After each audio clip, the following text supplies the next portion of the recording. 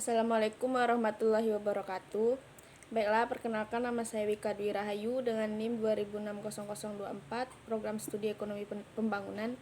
Di sini saya akan mereview materi pertemuan 15 bab 15 mengenai kebijakan keuangan dan fiskal untuk pembangunan. Baiklah, pada bab ini kita akan mengulas kesulitan yang dihadapi dalam mencapai stabilitas mikroekonomi yang dialami oleh banyak negara berkembang. Lalu kita akan mempelajari sistem keuangan negara berkembang secara lebih mendalam. Kita juga akan mengamati pasar saham di negara berkembang dan mempertimbangkan kelemahan dan kekuatan dari pasar saham yang makin meningkat. Kita juga akan mengamati lembaga khusus seperti Bank Pembangunan dan Arisan, serta kita juga akan mengamati peran penting dan pembiayaan mikro di negara berkembang, terutama hambatan historis atas pembangunan. Bagaimana hambatan ini diatasi, manfaat pembiayaan makro untuk menangani persoalan kemiskinan dan pembangunan lokal, dan batasan dan pembiayaan makro. Dalam konteks ini, kita akan mempelajari mengapa seringkali sulit bagi pemerintah negara berkembang untuk menjalankan kebijakan moneter dan keuangan tradisional. Bagaimana beberapa kebijakan keuangan telah mengakibatkan rendahnya tabungan domestik dan meluasnya inefisien dalam sistem perbankan komersial, dan bagaimana struktur perpajakan tidak sejalan dengan upaya pemulihan keseimbangan fiskal melalui kepentingan pendapatan. Kita juga akan sedikit mengamati persoalan administrasi publik atau hambatan besar di banyak negara berkembang, mengamati perdebatan seputar privatisasi badan usaha milik negara, dan mengamati peran anggaran belanja militer dalam mendorong atau menghambat pembangunan ekonomi. Baiklah, langsung masuk kepada poin yang pertama, yaitu 15.1 mengenai peran sistem keuangan dalam pembangunan ekonomi. Pada umumnya terdapat perbedaan antara sektor real dan sektor keuangan. Terminologi ini sesungguhnya kurang tepat karena menyiratkan seolah-olah sektor keuangan atau finansial kurang begitu nyata atau real. Kesan ini makin dipertegas oleh adanya pandangan bahwa sektor keuangan hanyalah bentuk buntut dari ekonomi real, seperti yang dikatakan ekonomi terkemuka John Robinson, kemana dunia usaha mengarah, keuangan akan mengikuti. Memang ada benarnya juga dari pernyataan ini, hingga taraf tertentu permintaan atas layanan keuangan berasal dari kegiatan perusahaan non-finansial.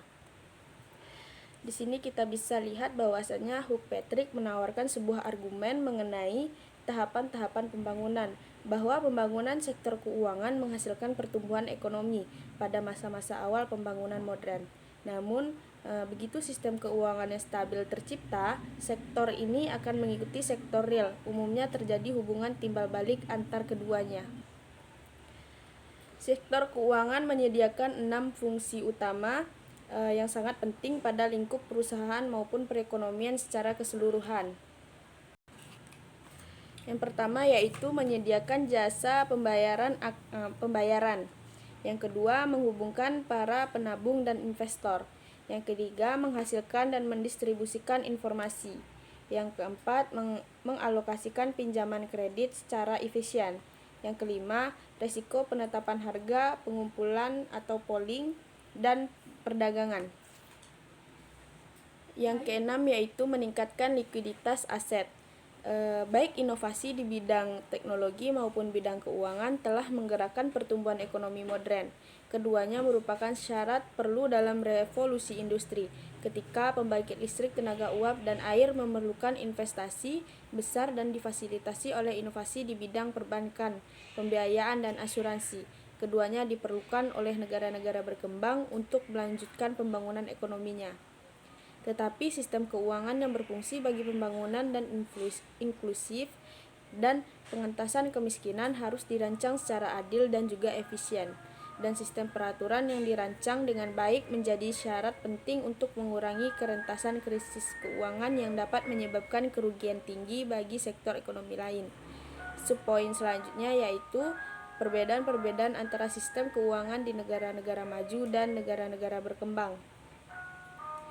Di sini kita lihat bahwasannya baik secara langsung maupun tidak langsung dalam upaya-upaya pemerintah yang sengaja dirancang untuk memperluas kegiatan ekonomi, pada saat ini terjadi lonjakan pengangguran dan keterlibatan kapasitas produksi, atau sebaliknya, untuk meredakan gejolak aktivitas ekonomi pada saat terjadi kelebihan tingkat permintaan dan lonjakan inflasi. Pada dasarnya, kebijakan moneter atau monetary policy bekerja pada dua variabel ekonomi utama, yaitu jumlah atau tingkat penawaran uang beredar agregat serta tingkat bunga. Jumlah uang beredar atau money supply atau uang kartal ditambah dengan rekening koran bank umum dianggap berkaitan langsung dengan tingkat kegiatan ekonomi dalam hal bahwa bertambahnya jumlah uang beredar akan memicu perluasan kegiatan ekonomi dengan memungkinkan orang-orang untuk membeli lebih banyak barang dan jasa. Ini merupakan teori monetaris kegiatan ekonomi para pendukungnya, berpendapat bahwa dengan mengendalikan pertumbuhan jumlah uang beredar, pemerintah negara maju dapat mengatur kegiatan perekonomian mereka dan mengendalikan inflasi. Meskipun penjelasan mengenai kebijakan moneter di negara maju ini cenderung menyederhanakan suatu proses yang kompleks, hal tersebut menunjukkan dua aspek penting yang kurang dimiliki oleh negara-negara berkembang. Pertama, kemampuan pemerintah negara-negara maju untuk menambah dan mengurangi jumlah uang beredar mereka serta menaikkan dan menurunkan biaya-biaya pinjaman di sektor swasta atau memanipulasi tingkat bunga secara langsung maupun tidak langsung dapat dimungkinkan oleh adanya pasar uang dan kredit yang sangat terorganisasi, saling bergantung secara ekonomi dan berfungsi secara efisien. Sumber daya finansial senantiasa mengalir ke dalam dan keluar bank tabungan, bank umum dan lembaga perantara keuangan swasta dan publik, di mana tingkat bunga diatur baik oleh kendali kredit, administrasi maupun oleh kekuatan permintaan dan penawaran pasar, sehingga cenderung terdapat konsistensi dan tingkat bunga yang relatif seragam di berbagai sektor ekonomi dan di seluruh wilayah negara tersebut. Baiklah, selanjutnya yaitu poin 15.2 yaitu peranan bank sentral dan langkah alternatif. Peranan bank sentral di negara-negara maju. Di negara-negara maju, bank sentral atau central bank seperti Federal Reserve Board di Amerika Serikat melakukan berbagai macam fungsi pengaturan, pengawasan dan perbankan. Mereka mempunyai tanggung jawab publik dan kekuasaan eksekutif yang sangat besar. Kegiatan pokok mereka dapat dikelompokkan menjadi 5 fungsi, yaitu yang pertama, menerbitkan mata uang dan mengolah cadangan valuta asing. Yang kedua yaitu bank bagi pemerintah. Yang ketiga, bankir bagi bank-bank umum domestik. Yang keempat yaitu regulator lembaga keuangan domestik. Yang kelima, operator kebijakan moneter dan kredit. Dewan Mata Uang. Dewan Mata Uang atau Currency Board menerbitkan mata uang domestik untuk ditukarkan dengan valuta asing pada nilai yang tetap. Ini merupakan pengaturan alternatif klasik bagi bank sentral, meskipun dewan ini memberikan stabilitas nilai tukar. Hal ini dilakukan dengan biaya pengorbanan independensi untuk melaksanakan peran fungsional lain dari bank sentral. Banyak negara berkembang mewarisi atau mengadopsi dewan mata uang pada saat kemerdekaannya, dan lainnya telah mengadopsi untuk memulihkan stabilitas setelah periode inflasi tinggi. Selanjutnya yaitu lembaga alternatif bank sentral. Terdapat beberapa alternatif terhadap bank sentral standar. Pertama, lembaga bank sentral tradisional dapat dibentuk sebagai langkah menengah antara dewan mata uang dan bank sentral, dan pemerintah memberikan pengaruh besar pada kegiatan keuangannya. Studi IMF tahun 2009 melaporkan adanya tren global menuju ekonomi bank sentral yang makin meningkat dengan menggunakan indeks ekonomi alternatif, dan 4 pola umum yang diidentifikasikan selain periode tersebut. Yang pertama yaitu terjadi pergeseran dalam lembaga perbankan dan dari dewan mata uang menuju bank sentral negara tunggal atau penyatuan mata uang. Yang kedua yaitu mayoritas bank sentral telah diberikan tanggung jawab untuk menetapkan stabilitas harga atau inflasi sasaran sebagai salah satu tujuan dari kebijakan moneter mereka. Yang ketiga, terdapat perbedaan di antara bank sentral mengenai isu supervisi sektor keuangan. Yang keempat, partisipasi dalam penyatuan mata uang atau bank sentral supranasional telah memperkaya ekonomi bank sentral baik di negara-negara maju maupun berkembang. Selanjutnya yaitu peran bank pembangunan. Bank pembangunan atau development bank merupakan lembaga keuangan publik dan swasta khusus yang menawarkan dana berjangka menengah dan panjang bagi penciptanya atau ekspansi usaha industri. Bank ini telah tumbuh di berbagai negara berkembang karena bank-bank yang sudah ada biasanya berfokus pada pinjaman jangka pendek atau tujuan komersial. Selanjutnya yaitu poin 15.3 mengenai pembiayaan informal dan maraknya pembiayaan mikro. Pembiayaan informal tradisional. Satu studi tahun 2009 memperkirakan bahwa 2,5 miliar orang dewasa tidak menggunakan layanan formal untuk menabung dan meminjam. Seperti yang diketahui sebelumnya, sebagian besar kegiatan ekonomi di negara-negara berkembang berasal dari produsen dan badan usaha berskala kecil. Sebagian besar dari badan usaha non-korporat tanpa izin, tak terdaftar, antara lain petani kecil, produsen berskala kecil, pengrajin, pedagang berskala kecil, dan pedagang independen beroperasi dalam sektor ekonomi informal perkotaan dan pedesaan. Kebutuhan mereka akan layanan keuangan sangatlah unik dan di luar dari bidang peminjaman bank umum biasa. Sebagai contoh, pedagang asongan memerlukan pembiayaan jangka pendek untuk membeli inventaris. Petani kecil memerlukan pinjaman penyangga untuk berjaga-jaga pada fluktuasi. Beragam bentuk pembiayaan informal atau informal finance telah muncul untuk menggantikan peran lintah darat dan tukang gadai dalam beberapa aspek. Contoh-contohnya antara lain arisan dan skema pinjaman kelompok. Dalam arisan yang dapat ditemukan di berbagai negara, Meksiko, Bolivia, Mesir, Nigeria, Ghana, Filipina, Sri Lanka, India, Cina, dan Korea Selatan. Subpoin selanjutnya yaitu lembaga pembiayaan mikro. Lembaga pembiayaan mikro atau microfinance adalah pemberian kredit sarana tabungan dan layanan keuangan dasar antara lain yang tersedia bagi kalangan miskin dan mereka yang secara ekonomi rentan dan yang mungkin tidak memiliki akses atau hanya bisa meminjam pada ketentuan yang memberatkan. Lembaga pembiayaan mikro mengkhususkan diri pada penyediaan layanan-layanan tersebut dengan beragam cara dan menurut aturan kelembagaan masing-masing. Di sini kita lihat bahwasanya ada 3 faktor yang saling terkait telah memberikan kesulitan tersendiri untuk melonggarkan kendala kredit bagi wirausaha mikro dari kalangan perempuan berpendapatan rendah. Pertama, wirausaha mikro seringkali hanya memiliki sedikit atau bahkan tidak memiliki jaminan sama sekali. Kedua, sulit bagi pemberi pinjaman konvensional untuk menilai kualifikasi peminjaman. Ketiga, pinjaman kecil itu memiliki biaya yang lebih besar untuk diproses berdasarkan pinjaman per dolar yang diberikan. Meski keberhasilan program pembiayaan informal memang menakjubkan, kenyataan yang masih terjadi di negara-negara berkembang adalah bahwa mayoritas kalangan miskin desa dan kota kurang atau tidak memiliki akses kredit, hingga reformasi hukum diberlakukan untuk memudahkan usaha kecil untuk mengakses sistem kredit formal atau program kredit yang didukung LSM atau pemerintah dibentuk untuk melayani sektor non-korporat. Maka sistem keuangan di negara besar, negara berkembang tidak akan responsif terhadap persyaratan fundamental pembangunan nasional yang bersifat partisipatif. Baiklah, poin selanjutnya yaitu 15.4 mengenai mereformasi sistem keuangan. Liberalisasi keuangan atau tingkat bunga real, tabungan, dan investasi.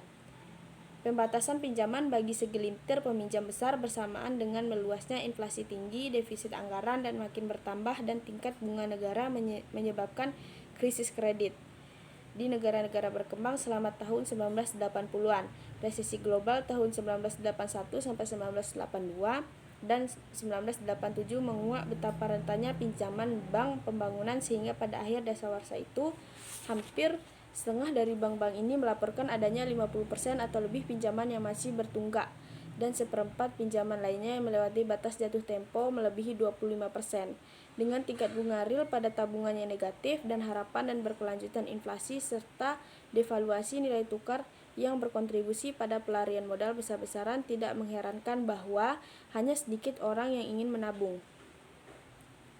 Di samping itu, bank-bank komersial dan lembaga perantara keuangan lainnya tunduk pada sejumlah restriksi pinjaman dan menghadapi penetapan batas atas tingkat bunga pada dana pinjaman yang diwajibkan oleh pemerintah pada tingkat yang berada jauh di bawah tingkat bunga pasar. Penetapan batas atas bunga secara antifisal ini seringkali dilakukan oleh pemerintah yang berupaya pembiayaan defisit anggaran mereka melalui penjualan obligasi berbunga rendah kepada bank-bank umum swasta. Subpoin yang pertama poin 15.4 yaitu kebijakan keuangan dan peran negara. Apakah liberalisasi keuangan itu berarti bahwa pemerintah di negara-negara berkembang tidak memiliki peran dalam sektor keuangan?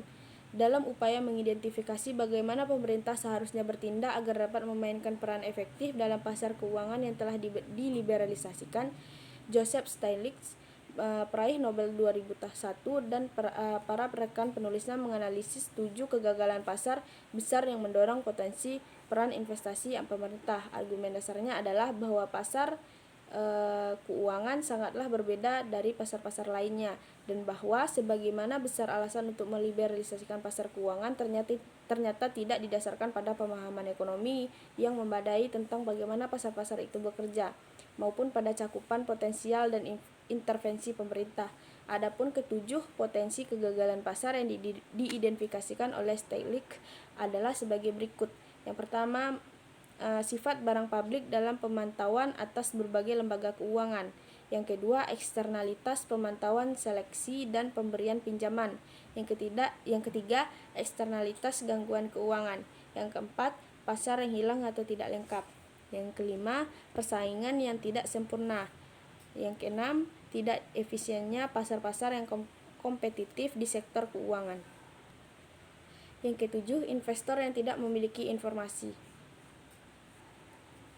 Di dalam setiap bentuk kegagalan pasar di atas, menurut Stiglitz dan rekan-rekannya, pemerintah dapat berperan dalam meregulasi lembaga keuangan, menciptakan lembaga baru untuk mengisi celah dalam jenis kredit yang diberikan oleh lembaga swasta.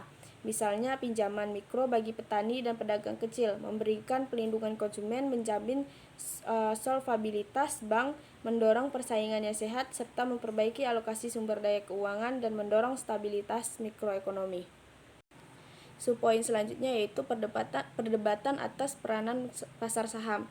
Beberapa penelitian mengemukakan bahwa pengembangan pasar saham dapat memainkan peran yang sangat konstruktif dalam merangsang pertumbuhan. Studi ini menunjukkan bahwa pembangunan pasar saham yang lebih besar di masa lalu memprediksi pertumbuhan ekonomi yang nantinya akan lebih cepat, bahwa setelah variabel lain yang telah diketahui memenuhi pertumbuhan seperti tingkat investasi dan pendidikan sudah diperhitungkan. Baiklah, selanjutnya materi 15.5 mengenai kebijakan fiskal untuk pembangunan. Subpoin pertama yaitu stabilitas makro dan mobilitas sumber daya. Jika kebijakan keuangan berkaitan dengan uang, tingkat bunga dan alokasi kredit, maka kebijakan fiskal berfokus pada segi perpajakan atau pendapatan dan belanja pemerintah. Yang kedua yaitu subpoin yang kedua, perpajakan langsung dan tidak langsung.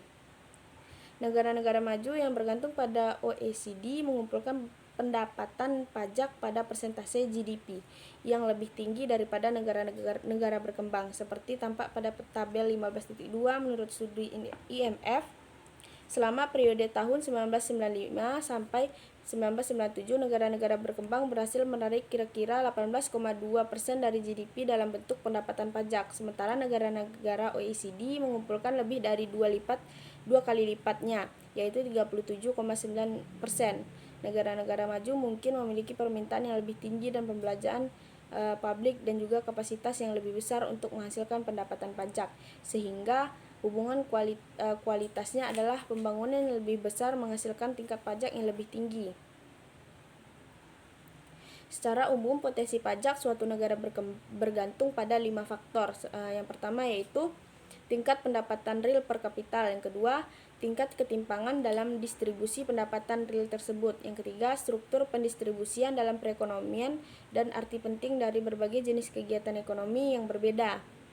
Yang keempat, tatanan sosial, politik, dan kelembagaan serta kekuatan relatif dari berbagai kelompok. Yang kelima, kompetensi administratif, kejujuran, dan integritas badan pengumpulan pajak pemerintah. Materi selanjutnya yaitu 15.6 mengenai badan-badan usaha milik negara dan privatisasi. Faktor lainnya yang menyertai persoalan administrasi negara atau publik di negara-negara berkembang adalah sangat luasnya kegiatan-kegiatan yang dilakukan oleh badan usaha milik negara atau BUMN.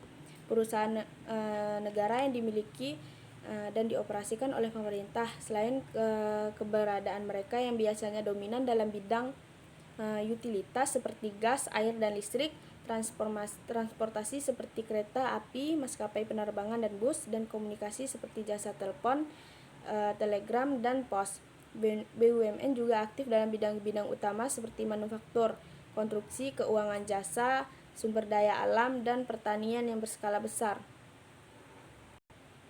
BUMN memainkan peranan penting dalam perekonomian negara berkembang. Secara historis berkontribusi rata-rata 7 hingga 15% dari GDP negara-negara berkembang. Selain itu, BUMN berkontribusi cukup besar dalam investasi di negara-negara berkembang, sekitar 1/5 dari investasi domestik bruto. Mengingat peran strategi yang dimainkan BUMN dalam perekonomian negara-negara berkembang dan permintaan mereka terhadap sumber daya yang langka, penting bagi kita untuk memahami alasan-alasan bagi pendirian BUMN tersebut, serta langkah-langkah yang mungkin dilakukan untuk meningkatkan efisiensinya dan membantu mereka untuk memenuhi tujuan-tujuan sosial dan ekonominya. Keterlibatan pemerintah juga mungkin berasal dari adanya kebangkrutan dalam industri swasta utama. Motivasi ideologi bisa juga dipertimbangkan sebagai faktor lain dalam pendirian BUMN. Selanjutnya, subpoin pertama untuk materi 15.6 meningkatkan kinerja BUMN. Salah satu opsi dalam reformasi kebijakan adalah reorganisasi dengan fokus untuk mencari laba yang lebih ditekankan pada BUMN. Lainnya adalah mengalihkan kepemilikan dan penguasaan dari sektor publik ke swasta. Subpoin selanjutnya yaitu privatisasi atau teori dan pengalaman. Privatisasi badan usaha milik negara dalam sektor produksi dan keuangan bersandar pada hipotesis neoklasik bahwa kepemilikan swasta menghasilkan efisiensi yang lebih tinggi dan pertumbuhan yang lebih pesat. Selanjutnya, materi selanjutnya itu 15.7 mengenai administrasi publik, sumber daya yang paling langka. Banyak pengamat berpendapat bahwa langkanya kemampuan administrasi publik dan swasta merupakan sumber daya umum yang terlangka di negara-negara berkembang. Persoalan bukan saja minimnya pelatihan atau pengalaman, tetapi juga berasal dari adanya ketidakstabilan politik di negara berkembang. Ketika kekuasaan kerap berganti-ganti, pertimbangan efisiensi dan kesejahteraan masyarakat cenderung ditempatkan setelah loyalitas politik. Terlebih lagi, semakin besar kelompok pejabat publik yang berpengaruh oleh perubahan kekuasaan, semakin sulit untuk memelihara kontinuitas dalam perusahaan dan memperlakukan kebijakan. Administrasi publik sepertinya tidak akan berfungsi secara efisien ketika aturan hukum dipertanyakan, ketika terjadi huru-hara, atau ketika konsensus pada isu-isu fundamental tidak mencapai kata mufakat. Baiklah, hanya sekian hasil resume materi bab 15. Terlebih dan terkurangnya saya ucapkan terima kasih. Assalamualaikum warahmatullahi wabarakatuh.